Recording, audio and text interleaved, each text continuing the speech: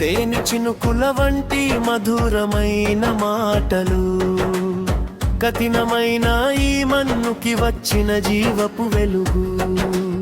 తమ సముదాయం కోసం కన్నీరు కార్చిన మనసు, ఉన్నత పదవిలో వెలిగే సత్య సారాంశము. 23 ఏళ్లుగా వేలాది పుణ్యములను తెచ్చిన వారే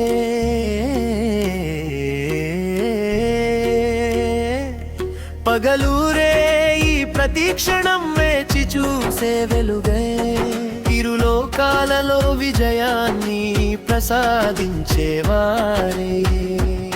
స్వర్గపు రాజా కస్తూరి పరిమళాన్ని వెదజల్లేవారా, పరిశుద్ధ సత్యము పైనెను ప్రేమ గీతము పాడని, చీకటి కమ్మిన ఈ మన్నుపై ప్రకాశించిన ప్రవక్తయే.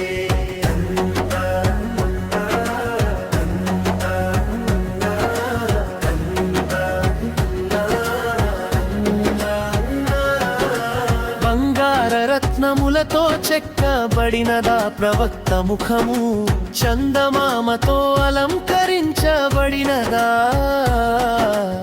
మధురమైన రాగము సదా, మధురమైన గీతము సదా, ఈ ఎదలో తేనెలా నిండిపోయింది. ప్రవక్తలు, మలక్లు మరియు కంటే ఉన్నత పదవి పొందిన పుష్పము వంటి ముఖము వారే.